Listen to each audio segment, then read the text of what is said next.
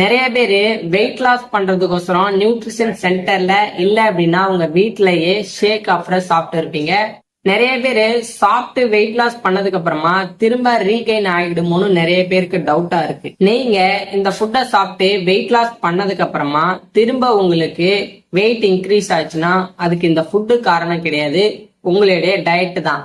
நீங்க உங்க டயட்டை கரெக்டா ஃபாலோ பண்ணீங்க அப்படின்னா உங்களுக்கு திரும்ப ரீகெயின் ஆகாது.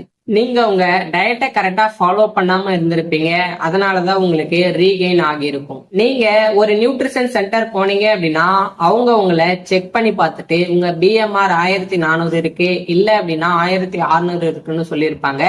இதை பேஸ் பண்ணி தான் உங்களுக்கு வெயிட் இன்க்ரீஸ் ஆகிறதும் வெயிட் லாஸ் ஆகுறதும். சப்போஸ் நீங்க இந்த பிஎம்ஆரை விட ஃபுட் கேலரி அதிகமா எடுத்தீங்க அப்படின்னா உங்களுக்கு வெயிட் ரீகெயின் ஆக நிறையவே சான்சஸ் இருக்கு. இந்த நம்பருக்கு கால் பண்ணுங்க, உங்க பிஎம்ஆரை கால்குலேட் பண்ணி நீங்க வெயிட் லாஸ் பண்றதுக்கு நான் உங்களுக்கு ஹெல்ப் பண்றேன்.